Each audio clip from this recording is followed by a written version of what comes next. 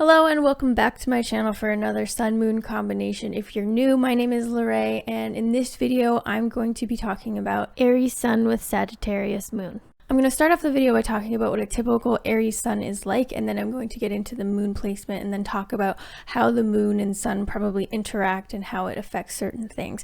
So if there's certain things about the sun description that don't quite make sense or don't quite resonate, then hang around till I talk about the moon placement and the combination, and then it will probably tie together quite nicely and make a lot of sense.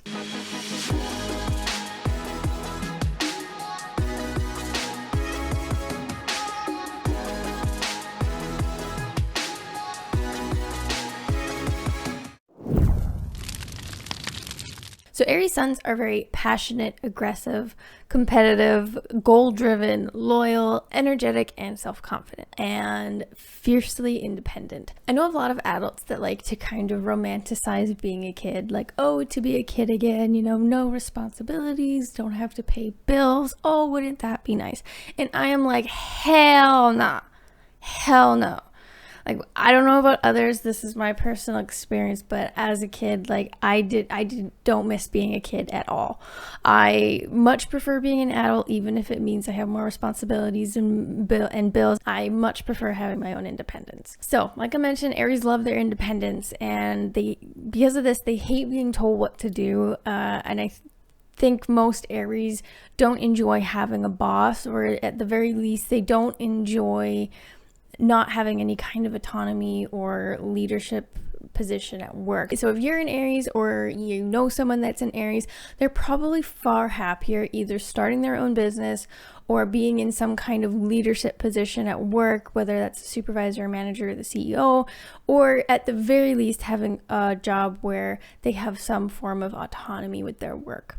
Aries Suns are also quite impulsive, and they kind of tend to not think through decisions a lot. They're more spontaneous, you know. They want to just, when they get an idea and they're excited about it, they just want to do adventures and they want to do stuff. They're more about action, and so they don't really think through all of the possibilities and do a lot of planning. So, and they're also not risk averse. So Aries, yeah, they don't really plan stuff or think things through a lot before jumping in head first. Now, nothing lights Aries up more than the pursuit of a goal that they're really passionate about. Like I mentioned, they're very goal-driven, and Aries are really good at starting projects, but they're not so good at finishing them. Aries has shiny object syndrome because they're so passionate and they're so excited about the start of something new. Then once they get to like the work and the in-between, and the passion wears off, and then they'll usually abandon it for some newer, more exciting goal that they're passionate about. So Aries are very good at starting, they're not very good at finishing. And Aries have very like fluctuating energy. It's because it's so much energy and so much passion like at the beginning that it's not sustainable to continue that level of energy or passion, and as a result they usually fizzle out or even burn out. And so Aries are not known for their slow, methodical, perseverant pace with things. That's definitely more of an earth sign thing. You know, they say that life is a marathon, but for Aries it's a series of sprints. So I find actually Aries can sometimes have a hard time like being tired or burnt out all of the time, because many of us don't know how to like save energy for later and don't know how to like slow down before we get to the point where we burn out. Aries hate being controlled, and spite is definitely a powerful motivator for them. Now, Aries tell it like it is. Aries don't really beat around the bush. They cannot handle any backhanded, passive-aggressive, or fakeness from people. That's the kind of thing that really makes Aries blood boil, and sometimes they can be considered to be an asshole because Aries are just very, very blunt, and they're very to the point, and they just don't understand like why you have to be like manipulative or like beat around the bush or all those backhanded things. Like if you have something bad to say it to my face. Be upfront about it. Now, Aries are very impatient, like I mentioned, and this is also the case when it comes to things like their temper. I find Aries Aries are probably the quickest to anger of all of the 12 signs, but they also get over it really quickly. So like I mentioned, it's so much energy and passion at the beginning, and then it fizzles out like a lot quicker than some of the other signs. Now, Aries are aggressive, like I said at the beginning, and this is true. It's not always a bad thing. What I mean is that Aries are very aggressive about everything. They love aggressively, they get angry aggressively, they approach projects and ideas aggressively. They get excited, and they're very aggressive about how they express their passion. Now, Aries will stick up for and defend their loved ones no matter what. Like I mentioned, they're really loyal and very passionate, and I find usually if an Aries is getting angry, a lot of the time it could be because they're defending someone that they care about. Aries also really want to see their loved ones succeed. Aries are just passionate about so many things, and they're passionate about doing what they want to do and living their life how they please, because they're the first sign of the zodiac, so they are a more selfish sign. And this isn't always a bad thing, but they are the more selfish sign in that they put themselves first. And so that can be a good thing. It can also be a bad thing depending on how healthy this person is and how evolved or unevolved they are. Now, if they're healthy, I find because they put themselves first, they're much more inclined to then be able to do that for other people. They bring that passion and that vitality to the people they care about, and as a result, I find Aries can be some of like the best cheerleaders because they want to see the people around them be as passionate and excited about life, and wants to push people to be the best they can be. Aries also, I think, are known for aggressive pep talks. My partner has been the subject of many of those, and it's because we care and we also love giving advice.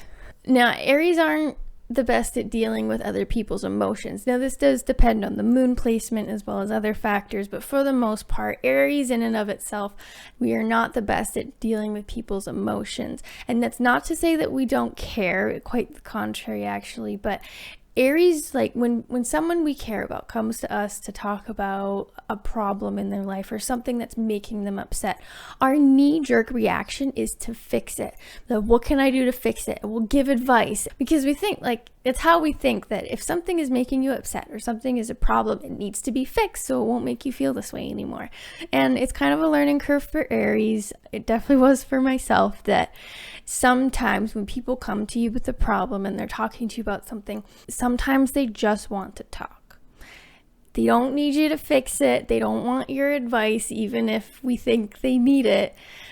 Sometimes they just want to talk. And so that can be a challenging part for Aries because that's just not how we're wired. We're wired on like, let's fix this. I'll go beat up this person, give you an aggressive pep talk. I'll give you lots of advice that you don't want. Let's make it better. So even if they're not best at dealing with the emotions or listening and just being there to console you, Aries do care. But Aries do not have a tolerance for people that just sit around and wallow and feel sorry for themselves and for a long period of time and just don't try. And they have no patience or sympathy for people who ask for advice, go against that advice, and then come back and complain about the consequences and feeling sorry for themselves. Because when we love someone, when we care about someone, us Aries, we love pushing people to be the best that they can be. And when it feels like the people we care about aren't trying, or they're not doing their best, or they're making decisions or doing things that are against their own best interests, or they ask for advice and don't follow it, we're very honest about how we feel about it. And that's not everyone's cup of tea. Because Aries, like I mentioned, they're not the ones that want to just sit and talk about your feelings. We're more like doers, action takers, and fixers. No, let's, either do something to fix it, or let's do something to not think about it and shove it down. Basically, Aries are quite to the point. They don't beat around the bush, especially with the people they care about. So even if maybe sometimes your feelings get hurt, at least Aries are very honest about where you stand with them and how they feel about you. And it's because they want the same in return. Most Aries, like I mentioned, that are healthy and, I'm going to get to the unevolved aspects of Aries because I'm very aware that they exist. But when Aries are healthy and fairly evolved, They're very straight and to the point about where you stand with them and how they feel about you, because we want the same in return. It's because Aries don't like the fake or the passive aggressive stuff that goes like talking behind each other's back and then acting like everything's fine to your face and then finding out about it, like gossip and things like that. Aries don't like being on the receiving end of that, and so they're very forthcoming with being like, hey, I'm going to talk to you directly. They're not super conflict averse. That's a big thing with Aries, is they don't really shy away from conflict, especially with loved ones, because they're just, let's get it out in the open. Let's talk about it. Like, Aries are very to the point. And so they appreciate when other people are very to the point with them. So now, some of the downsides of Aries. So like you've probably picked up now, Aries are very passionate, energetic individuals. And now we get to kind of the problems that can arise from Aries. And that is, if that passionate energy does not have a proper outlet, ideally either something physical or competitive. Aries are very competitive. So if it does not have some kind of healthy outlet, it builds up, and that's what leads to the Aries stereotypes of being an asshole or hot-headed or very short-tempered, where they fly off the handle, and just because they're unable to control all of this energy and these feelings that, and this passion that has like bottled up, that they don't have an outlet for. And so I find it's not uncommon for Aries to need some form of anger management. Now, for the most part, though, Aries are very passionate individuals who are fiercely independent, and when they care about someone, they have a very direct way of showing it, and they like to push people to be the best they can be, and sometimes it doesn't come across how we mean it to. I'm recording this on a different day because I had my birthday on the 18th, and if you notice, I got a new chair. So quickly, before I get to the moon placement, I wanted to let you know about the new Facebook group that I am starting called the Astrology Club. It's going to be really awesome. I'm going to be putting free training in there quite often. I also really want to be making transit videos. Inside the Facebook group, there's also a 2021 astrology calendar that you can download for free, basically detailing all major astrology transits for the rest of the year, going from May until the end of December. So if you would like to join the Facebook group, link in the description. I would really love if you join, talking all about astrology. I'm also on Subscribestar now, so if you would like to support this channel financially and help me make even more content and get access to exclusive content, then a link will be in the description. So now we get to Sagittarius Moon, which is my pairing. So I hope I do it justice. So Sagittarius moons are very optimistic, funny, and adventurous. They set big goals and forge ahead to accomplish them, but much like Aries, have a harder time finishing them, because let's just make most fire signs. Sagittarius moons like to focus on the big picture, and they're kind of in the search for like the meaning of life and just deep philosophical things. That's more Sagittarius. They like deep, meaningful, in search of one truth sort of thing.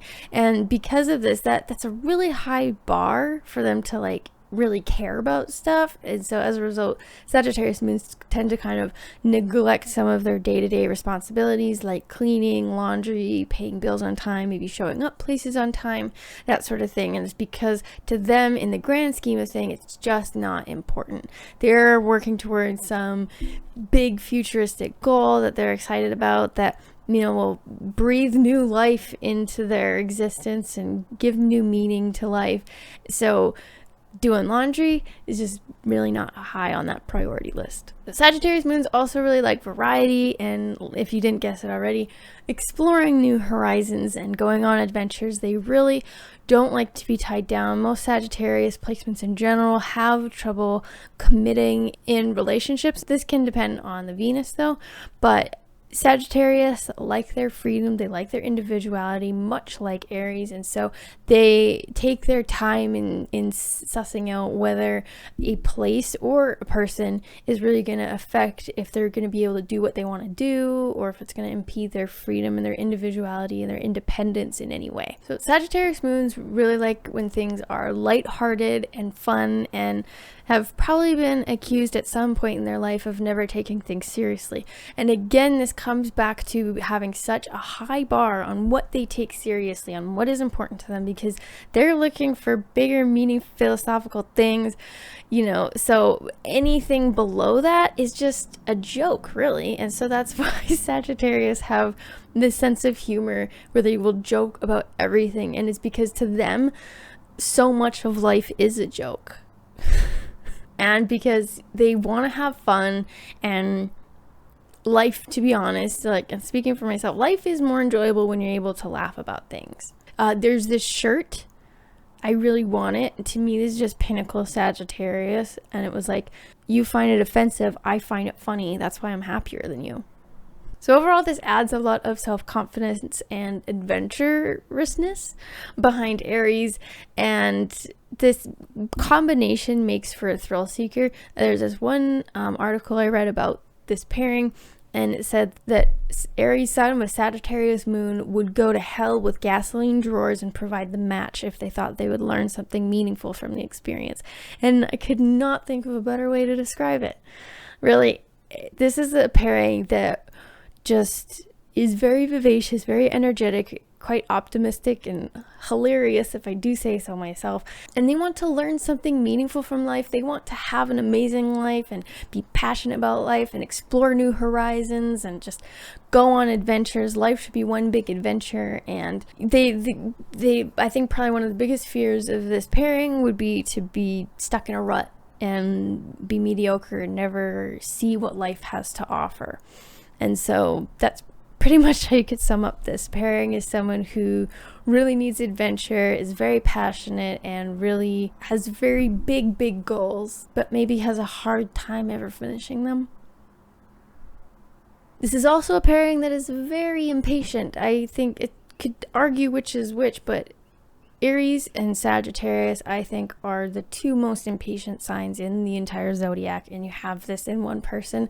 And so this is a very impatient person and who has a hard time staying in one place or working on one project, or maybe even with one person for a long time. I've been with my partner for 2 years, and so the relationship aspect does depend on the Venus a lot, but it also helps that my partner really likes adventures and she wants to come with me, and it's going to be awesome. And so this would be really difficult for someone with this pairing to have someone who is a slave to routine and never wants to move to another city, never wants to try anything new. So this is a pairing that would take a while to make sure that, you know, this is someone that they could go on adventures with, and this, that, and the other thing. So the relationship thing does depend, but for the most part, this is a pairing that doesn't want to like just live in the hometown they were born forever, working at the same job they worked out of high school forever until the day they die. That's just not this pairing at all. But they realize that life has so much to offer, and they're, you know, search for the bigger meaning of life and all that jazz. And so they're probably someone who likes to travel, works at many different jobs, wears many different hats, starts many different projects, likes variety and trying a whole bunch of new things, and trying, maybe not like finishing them. So this is a pairing that could use either some perseverance, like learning to stick with one thing for a while until it's finished, or like finding an earth placement to help with that. And that could also then help teach them a little more responsibility and not neglecting day-to-day things. Now, I do want to mention that fire signs, and even this pairing, it's not that they're doomed to never finish a project or never finish whatever they set their sights on. While it can be difficult, it's essentially what it comes down to is accomplishing that project or whatever they're working on needs to rest on something a little more important than just the passion that they feel, because fire signs are doers that's fueled by an emotion that's usually passion and excitement and that kind of that fiery energy to start something new. And so passion tends to fade. It's kind of fleeting, and that's why when that passion and that energy and that emotion fuels down, they kind of lose that fuel to act and to do what they're working on.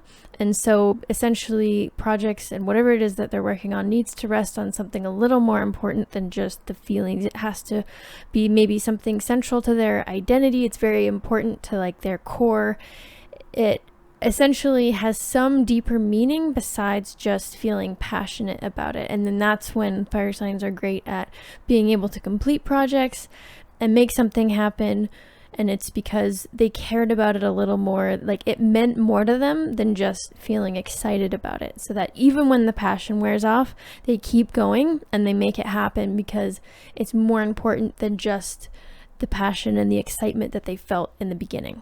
I think this is also a pairing that will really struggle with living in the moment and enjoying the moment. This is definitely someone who the grass is always greener, and they probably struggle with FOMO all the time because they just know that life is so vast and big and has so much to offer. They're always worried about missing out on something that if they're not careful, it can take away from them enjoying what they have right now and appreciating what they have and living in the moment and enjoying what's right in front of them. So that can be a struggle with this pairing. That's all for today's video. Thank you so much for watching. If you like this video, please consider giving it a like and subscribing to my channel. I'm almost able to get my channel monetized, and so I would really appreciate the subscribes as well as the watch time. So if there is content that you would like me to make, please comment below and let me know, and I will do my best to make it. And if you want to join the Astrology Club, a link will be in the description. I hope to see you there. That's all for now. Take care.